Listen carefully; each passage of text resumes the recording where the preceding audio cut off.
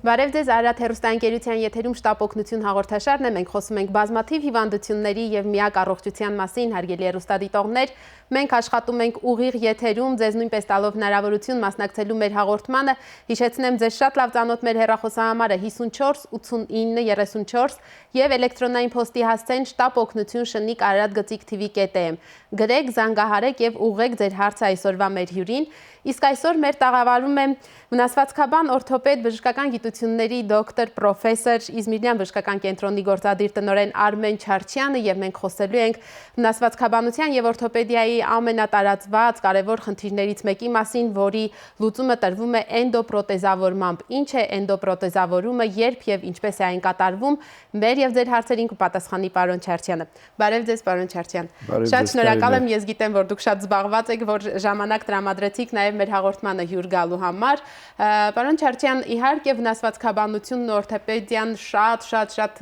լայնածավալ մեծ թեմա են բժշկագիտության մեջ եւ շատ թեմաներ կարելի է առանձին քննարկել, բայց վերջին շրջանում հատկապես մեզանում շատ է խոսվում էնդոպրոթեզավորման մասին եւ հատկապես տարեց կանայք շատ են զանգահարում մեզ այս թեմայով իրենց հարցերով։ Այդ պատճառով այսօր խնդրեմ բացենք հենց այդ թեման։ Ինչ է դա իրենից ներկայացնում։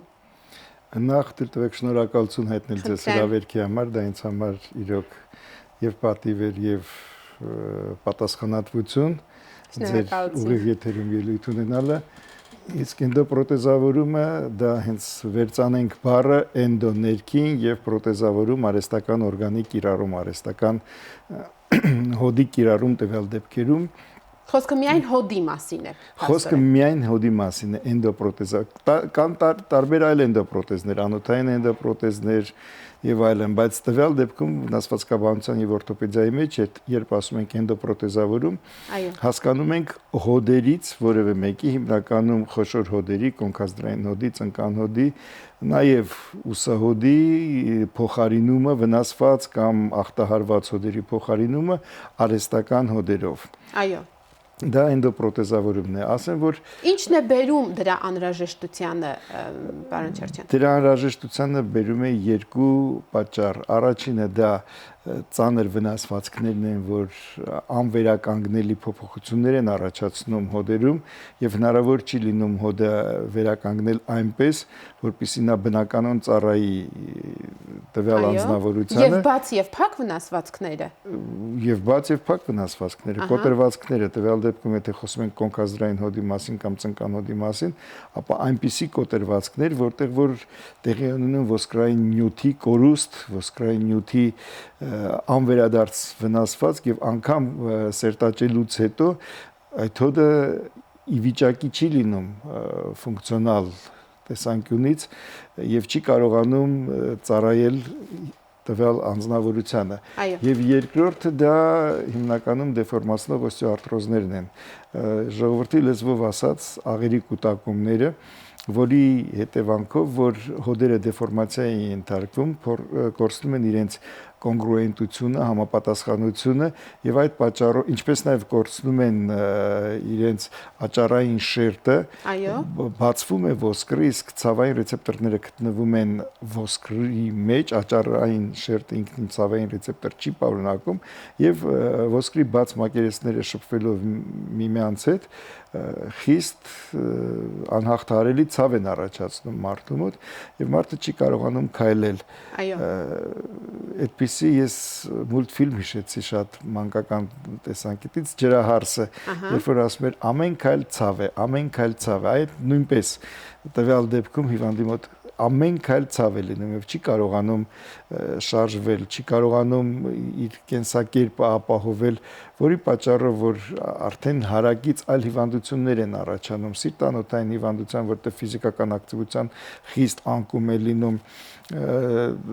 էնդոկրին համակարգի հիվանդություններն են գլուխ բարձրացնում, տվյալ անձնավորությունը գիրանում է, որը որ ստեղծում է արատավոր օղ, արդեն այդ գիրությունը եւ այդ բոլոր ներշված հիվանդությունները նույնպես անդրադառնում են հոդի վրա եւ ավելի դժվարացնում են, ավելի բարդացնում են վիճակը։ Դրանք պատճառահետևանքային կապի մեջ նույնպես կարող են լինել, օրինակ էնդոկրին համակարգի խնդիրները, այսինքն իրենք կարող են եւ հետևանք լինել այդ իրավիճակի եւ նաեւ պատճառ, որ այո, իհարկե ընդ որում ոչ միայն էնդոկրին համակարգի խնդիրները, էնդոկրին համակարգի գիրացումները, ինտոքսիկացիաները, քրոնիկական միկրոտրավմաները, ժառանգական ֆակտորը, լուրջ մեծ տրավմաները կարող են հանգեցնել ի վերջո բոլոր այն պատճառները, որոնք որ հանգեցնում են հոդի մաշման եւ հոդի անհամապատասխանության, երբ որ հոդի համակցվող մակերեսները մեկ մյուսին չեն համապատասխանում, ինչպես նաեւ հոդի դեգեներատիվ փոփոխություններին, երբ որ աճառը ամբողջովին մաշվում է, դրանց հետևանքով արդեն առաջանում է մի իրավիճակ, երբ որ այլ բուժական միջոց, մեթոդ չի մնում, քան վիրահատելը եւ հոդը փոխելը։ Բժիշկ, ես առանձնացրել եմ էլեկտրոնայինով այստեղ արդեն ստացված հարցերը, հեռուստադիտողներից մեկը գրել էր տատիկս 82 տարեկան է, պարզապես կանգնած տեղում միանգամից ընկավ եւ պարզվեց, որ նա կոտրվածք է ստացել, բժիշկն ասել է, որ կոտրվածք ստացել է նախքան ընկնելը եղել է կոտրվածքի հետևանք։ Սա հենց այդ իրավիճակն է նկարագրում, այո, հեռուստադիտողը։ Եվ ասում է, խնդրում եմ ասեք, դա որքան կապ ունի ծերացման ժամանակ կալցիումի դեֆիցիտի հետ։ Թերևս այսպես ասեմ, միանշանակ ասել որն է առաջինը եղել կոտրվածքը թե ընկնելը, հնարավոր չէ, այդպիսի որևէ ինչ-որ կրիտերը, որևէ ցուցանիշ չկա, որով կարող ենք ասել, որ սկզբից կոտրվել է, հետո է ընկել, կամ սկզբից ընկել է, հետո է կոտրվել։ Այսինքն երկու տարբերակն էլ հնարավոր է։ Դերևս միայն մի դեպքում կարելի է դա ասել, երբ որ դա ախտաբանական կոտրվածք է, երբ որ այնտեղ կա ուռուցքային process, որի պատճառով որ այդ ոսկրային հյուսվածքը մաշվում է, հյուծվում է այնքան, որ իր ամրությունը ամբողջովին կորցնում է եւ օրգանիզմի ծանրությունը բավարար է լինում, որպեսզի կոտրի, բայց դա միայն ուռուցքային ախտաբանական կոտրվածքների դեպքում է դա տեղի ունենում։ Մնացյալ այլ դեպքերում առաջնայինը դա վնասվածքն է, դա ընկնելն է։ Իսկ այս կալցիումի հետ կապված հարցը բնականաբար 20-րդ եւ 21-րդ դարի սկզբի ամենաբարդագույն խնդիրներից մեկը բժշկության դրանք օստեոպորոզ, օստեոպենիա, ոսկրային համակարգի հիվանդություններն են, որի պատճառով որ նույն ոսկրային համակարգը կորցնում է իր բաղադրությունը, կալցիումական աղերը դուրս են գալիս ոսկրային համակարգից, կորցնում է իր ուժը, կորցնում է իր ամրությունը եւ արդեն շատ ավելի փոքր ֆիզիկական ազդակներից կարող են առաջանալ կոտրվածքներ։ Դա թերևս դարի հիվանդություններից մեկն է, օստեոպորոզը։ Եվ ամենաշատը որ տարիքից հետո է լինում, բժիշկ։ Հիմնականում լինում է կանանց մոտ հետմենոպաուզալ տարիքում 50 եւ այլ տարիքից հետո, եւ ինչքան եթե դա որևէ պրոֆիլակտիկ միջոցառում չի ձեռնարկվել, որքան դա ավելի խորանում է, այնքան ավելի կոտրվածքների հավանականությունները մեծանում են։ Պարոն Չարչյան, փաստորեն առաջին մասում մենք հասկացանք, թե որ դեպքերում է դա լինում եւ որ դեպքերում է կատարվում էնդոպրոթեզավորումը, իսկ ինչպես է դա կատարվում, դա բնականաբար մեծ վիրահատություն է եւ ամբողջ օրգանիզմը պետք է անզգայացման տակ լինի, այո, թե հնարավոր է տեղային։ Դա վիրահատություն է եւ նախ կցանկանայի ասել, որ էնդոպրոթեզավորման երկու տիպի էնդոպրոթեզավորում կա։ Երբ որ ամբողջ հոդն է փոխում, դա այն դեպքում, երբ որ դեգեներատիվ դիստրոֆիկ փոփոխությունների է ենթարկված, եւ երբ կոտրվածքի դեպքում դու փոխում ես միայն մի մասը, միայն ազդրոսկրի գլխիկը, թողնելով բնական քացախափոսը։ Թողնելով բնական։ Այդպես նույնպես հնարավոր է լինել։ Այդպես նույնպես հնարավոր է եւ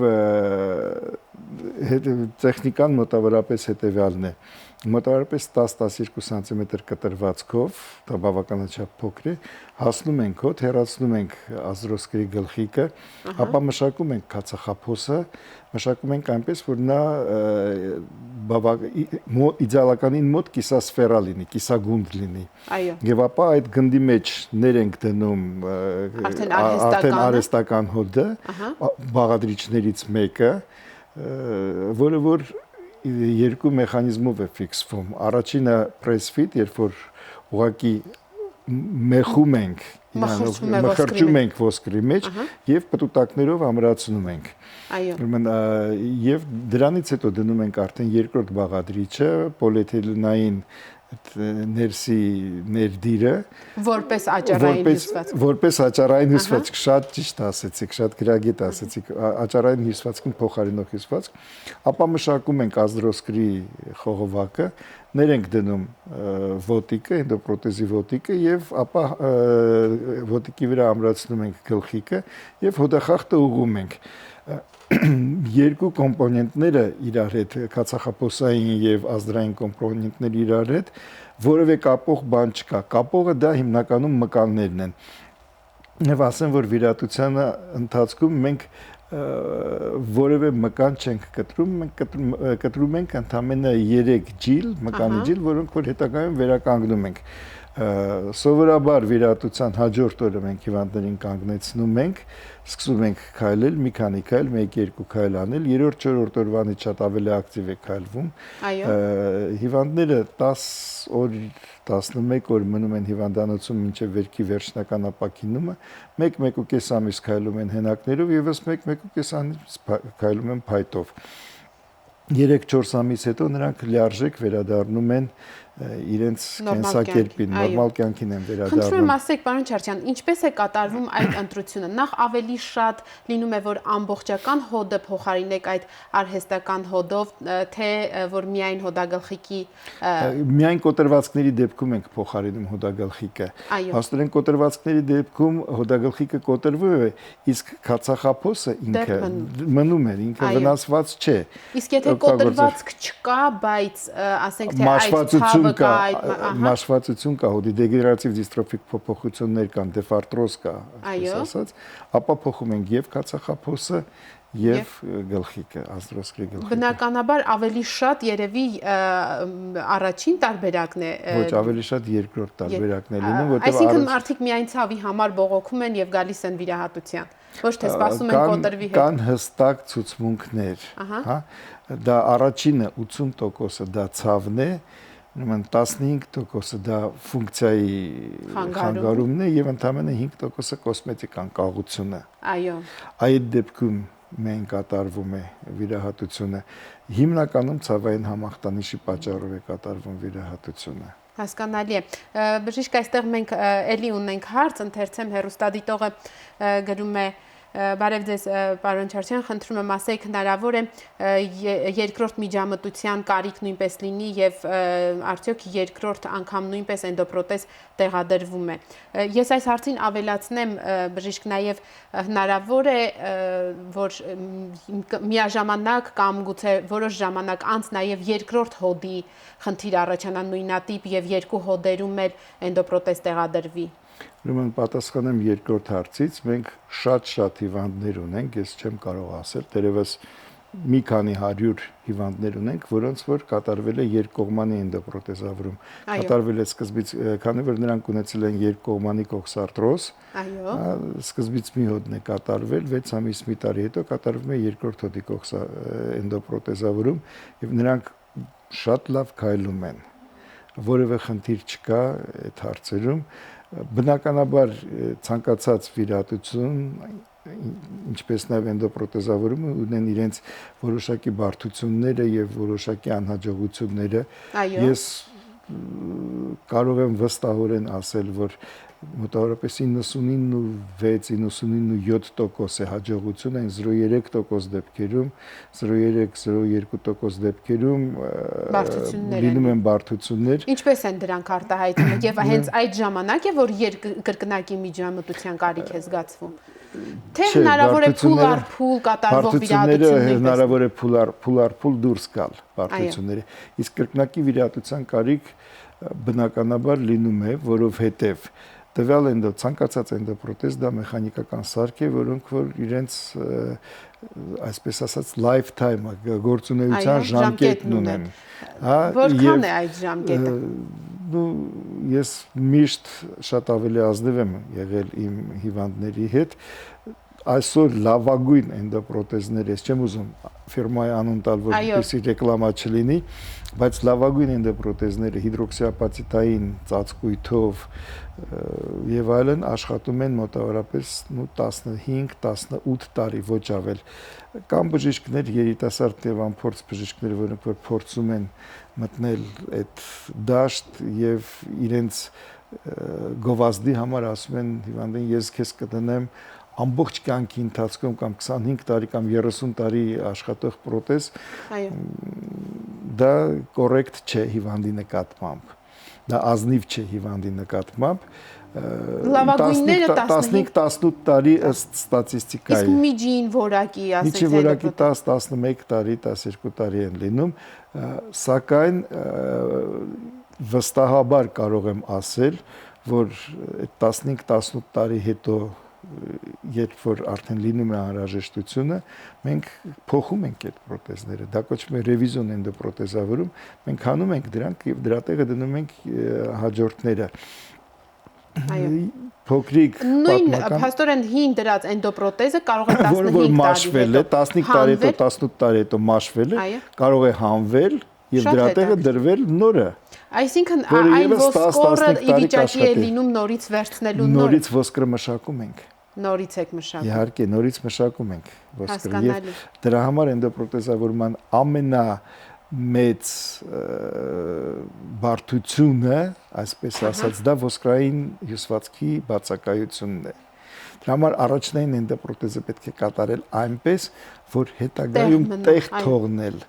հա, պահուստային տեղ թողնել հաջորդ ռևիզիոն էնդոպրոթեզների համար։ Եվ բավականաչափ շատ էլի էնդոպրոթեզավորման ռևիզա փոփոխում մի քանի 100 այդպիսի վիրահատություն մենք արդեն կատարել ենք։ Այո։ Տեսեք, քանի տարի է որ Հայաստանում էնդոպրոթեզավորում։ Առաջի փորձերը Հայաստանում էնդոպրոթեզավորման եղան 1965 թվականին, երբ որ Կոնստանտին Միտրոֆանչիսի Մոսկվայից եկավ եւ 5 վիրահատություն կատարեց։ 5-ից ընդամենը 2-ն էին հաջողեն, 3-ը այլ պատճառներով ստիպված եղան հանել եւ դա բնականաբար ընդհատվեց։ Այո։ Հաջորդ փորձը կատարվել է օրթոպեդիայի եւ վնասվածքաբանության գիտահետազոտական ինստիտուտում, այն ժամանակ դա այդպես էր կոչվում, Մարաշի, այո, պրոֆեսոր Այվազյանի գլխավորությամբ, իմ մասնակցությամբ միասին ենք մենք դա արել։ 1989 թվականի ապրիլի 12-ին կատարվեց առաջին վիրահատությունը, մեզ հետ էր հոլանդացի վիրաբույժ Ամոս Հարարին, եւ 14-ին կատարվեց երկրորդ վիրահատությունը։ Հետո կամաց-կամաց Այսինքն կարելի է ասել, որ 89-ից արդեն մեր բժիշկները 89-ից մենք արդեն մշտապես կատարել ենք վիրահատ։ Առաջին տարին, եթե չեմ սխալվում, 25 վիրահատություն էր, հետո բավականաչափ շատացավ այդ թիվը եւ խնդիրն էլ չի նվազում, Խնդիրն էլ չի նվազում եւ դե պատկերացրեք բոլոր այդ հիվանդները մեր հսկողության տակ են 89-ից մինչև հիմա 27-28 տարի է համարյա անցել եւ այդ ընթացքում կան մարդիկ, որոնք որ երկրորդ անգամ եղել է դեպքեր, մի քանի դեպքեր եղել են, որ երրորդ անգամ ենք ստիպված էնդոպրոթեզավորում անել։ Հետաքրքիր է շատ։ Մենք արդեն ունենք հեռախոսազանգ, լսենք հեռուստադիտողին, բժիշկ, ալո։ Ես խնդրում եմ իմ հարցերին պատասխանի պարոն Արմեն Չարչյանը, որպես ողնաշարի մասնագետ։ Ունեմ ողնաշարի շատ ցավոտ խնդիրներ, չեմ կարողանում քայլեմ։ Անընդհատ ունեմ քննադատություն։ Արդեն ինձ մոտ կա սրտխփոց, որը տալիս է ուսահոդից եւ թիակային մասից։ Ոտքերից թաթերը, անընդհատ սագոցներ, մռմռոց, ցավեր եւ կարծես թե ոսկորների երաճել է։ Թմրածություն, ձեռքերից, ոտքերից, անքնություն, գլխապտույտ, սրտխառնոց։ Խնդրում եմ, պարոն Չարչյանը թող ինձ ասի, թե ինչ ճանապարհով կարող եմ գոնե մի թեթև ցավերից ես ազատվեմ։ Ես երկրորդ խմբի հաշմանդամ եմ։ Շնորհակալություն, շատ ծավալուն ախտանշաններով։ Ես մի բան կասեի, որ այն բոլոր ախտանիշները, ինչ որ հարգելի հեռուստադիտողը նկարագրեց, դրանք դերևս ավելի բնորոշ են ողնաշարի օստեոխոնդրոզին եւ ես կառաջարկեի տիկնոջը, որպեսզի գար Իզմիրլյան բժշկական կենտրոն անմիջապես ինձ մոտ, որտեվ այդքան այդ չափի ինֆորմացիա ես որևէ առարկայական բան ասել նրան չեմ կարող ինչ անել գար մենք ես հետազոտվել անվճար կհետազոտվի երկրորդ կյանքի հաշմանդամ է անվճար կհետազոտվի մեր լավագույն մասնագետները նևրոպաթոլոգները կնայեն որտեվ եւ ողնաշարաբանը կնայի որովհետեւ դա իմ մասնագիտությունը չէ, բայց նույնպես խնդրեմ մեր բժիշկներին կնային, նույնպես անվճար եւ ի վերջո հարցին որոշակի լուծում կտա։ Այո։ Պարոն Չարչյան, մենք այստեղ նույնպես ունենք արդեն երկու նամակ հեռուստադիտողներից մեկը հարցնում է, խնդրում եմ ասեք էնդոպրոթեզավորման արժեքը։ Մենք այստեղ թվեր չենք հնչեցնում անկեղծ ասած, ուղղորդում ենք Ես էլ չեմ հնչեցնում թվեր։ Ես էլ թվեր չեմ հնչեցնի, ես ուղղակի կասեմ հետեւյալը, որ տարբեր մակարդակի, տարբեր կլասի էնդոպրոթեզներ կան այսօր Հայաստանի գործող շուկայում։ Որ տիրույթում, ասենք ֆինանսական տիրույթում, նու, սենց ասեմ, կոմպլեքս մաքսիմումը մոտարապես $2500-2600 դա համարժեք դրամ դա լավագույն պրոթեզներն են, իսկ ցածրը մոտավորապես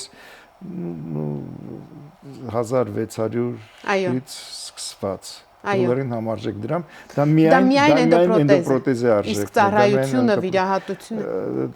բնականաբար ամենտեղ կարելի է ծանոթանալ գնացուցակին, համեցեք մեզ մոտ, Իզմիրլյան բժշկական կենտրոն։ Հաջորդ հեռուստադիտողը ձեզ շնորհակալություն է հայտնում, ասում է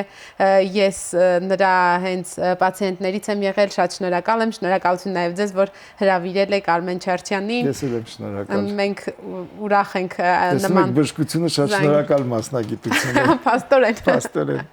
Խնդրում եմ ասեք, պարոն Չարչյան, լինում են դեպքեր, որ էնդոպրոթեզավորման անհրաժեշտություն ծագի նաև երեխաների մոտ մանկական տարիքում, ասենք թե բաց այնպիսի վնասվածք է, որ անհրաժեշտություն կա պարզապես, թե այսպես երեխաների մոտ էնդոպրոթեզավորման անհրաժեշտություն կարող է ծագել միայն չարորակ ուռուցքների առկայության դեպքում, միայն իսկ այլ դեպքերում դրանով զբաղվում են օնկոլոգները, դրանով մենք չենք զբաղվում, իսկ մնացած այլ դեպքերում ցանկացած վնասվածքների դեպքում անգամ երեխաների մոտ հակացուցում է էնդոպրոթեզը, որովհետև դու կարող ես 13-15 տարեկանում էնդոպրոթեզը դնես, երեխան աճում է, ոսկրը մեծանում է եւ էնդոպրոթեզը դառնում է ոչ լիարժեք եւ ոչ ֆունկցիոնալ։ Ամենաերիտասարդը որ տարիքում, ասենք ձեր պրակտիկայում։ Մեր պրակտիկայում ամենաերիտասարդները եղել են 21-23 տարեկան։ 23-26 տարեկան։ Երբ արդեն ձևավորված է ոսկրը։ Երբ արդեն եւ սեռահոսում պերիոդն է անցած եւ ոսկրի ձևավորումն է, ոսկրի զարգացումը ավարտված է արդեն ոսկրային համակարգի եւ կարողանում ենք դնել եւ անգամ այդ դեպքերում խիստ անցանկալի է էնդոպրոթեզ դնելը, որտեղ դրանք արդեն ասացինք որոշակի ժամանակային տիրույթ են աշխատում։ 15-18 տարի են աշխատում։ Հետո պետք է փոխել, Հասկանալի է, էլի ունենք հեռախոսազանգ, լսենք հեռուստադիտողին բժիշկ, ալո։ Ալո, բարև ձեզ։ Հարգելի պարոն Չարչյան, ինձ մոտ հայտնաբերել են ծնկում մեջ կիստա։ Մի բժիշկ ասաց, որ ես կարող եմ տարին մեկ բուժում ընդունել եւ չհեռացնել կիստան։ Ասեք խնդրեմ, իրոք կարելի է չհեռացնել։ Եվ եթե ես չհեռացնեմ, ապա ինչպիսի արդյունքի վերջում ես կկանգնեմ։ Միգուցե ինչ-որ մի ավելի վատ բան կարող է լինել, եթե այդ կիստան չհեռացվել։ Շատ շնորհակալություն, եթե կարելի է խորհուրդ։ Շնորհակալություն։ Ուրեմն ես ասեմ, դա տարբեր կիստաներ կան ծնկահոդերում, եթե դա Բեյկերի կիստա է, հարգելի հեռուստադիտող, հարգելի տիկին, եթե դա Բեյկերի կիստա է, ապա այո, իհարկե կարելի է նա չհեռացնել, դա ուղղակի հոդաշապիկի որոշակի դեֆիցիտ է, հոդաշապիկի որոշակի ինչ-որ ոչ լիարժեքության հետևանքով է առաջանում այդ կիստան, կարելի չհեռացնել եւ ամբողջ կյանքը այդպես ապրել, եթե իրեն չի անհանգստացնում, առավել եւս որ ըստ ստատիստիկ տվյալների բավականաչափ մեծ տոկոս է կազմում Բեյկերի կիստա ունեցողները, մոտավորապես 30-ից 50% բնակչության, հիմնականում համր են։ Իսկ եթե դա ներոսկրային կիստա է, հա, պետք է պահել դինամիկ հսկողության տակ։ Եթե տարիների ընթացքում դա չի մեծանում եւ չի անհանգստացնում, ամենակարևորը կլինիկական արտահայտություն չունի, չի անհանգստացնում, ցավեր չունեն, ֆունկցիայի խախտում չկա, կաղություն չկա եւ չի մեծանում, դինամիկա չունի տարիների ընթացքում, ապա նույնպես կարելի է դա արհամարել ուշադրություն չդարձնել, սակայն մշտապես պահելով դինամիկ հսկողության տակ։ Իսկ եթե դա դինամիկա ունի, եթե դա մեծանում է, եթե դա որոշակի անհանգստություն է պատճառում, ապա այդ դեպքում պետք է հեռացնել։ Պարոն Չարչյան, մեր եթերային ժամանակը ավարտվեց, շատ շնորհակալ եմ, շատ հետաքրքիր զրույցի համար։ Ես չհասցրեցի, էլի ունեի հարցեր էնդոպրոթեզավորման մասին, նաև կուզեի ձեր կարծիքը նաև որպես առողջապահության համակարգի կազմակերպիչ, հա, դուք ղեկավարում եք կլինիկան, հուսամ էլի առիթ կունենանք հանդիպելու մեր եթերում։ Այո, շնորհակալություն այսօրվա համար։ Հարգելի հեռուստադիտողներ, հիշեցնեմ այսօրվա մեր հյուրն էր Արմեն Չարչյանը, վնասվածքաբան օրթոպեդ, բժշկական գիտությունների դոկտոր պրոֆեսոր, Իզմիլյան բժշկական կենտրոնի գործադիր տնօրենը եւ բժշկի խոսքից հիշեցնեմ, որ էնդոպրոթեզավորումը դա մի մեթոդ է, որի միջոցով բարելավվում է մարդու կյանքի որակը, որ տուժել էր այդ կոտրվածքների, վնասվածքների կամ հոդի մաշվածության պատճառով, սա մի վիրահատություն է, որ Հայաստանում կատարվում է 60-ականներից եւ ավելի ստույգ 80-ականների վերջից սկսած եւ մեր բժիշկները շատ մեծ փորձառություն ունեն այս հարցում, այնպես որ մի ուշացրեք բժշկին ձեր դիմել այսօրվա համար այսքանն էինք նախատեսել, հանդիպելու ենք վաղը մեր նույն ժամին, առողջ եղեք։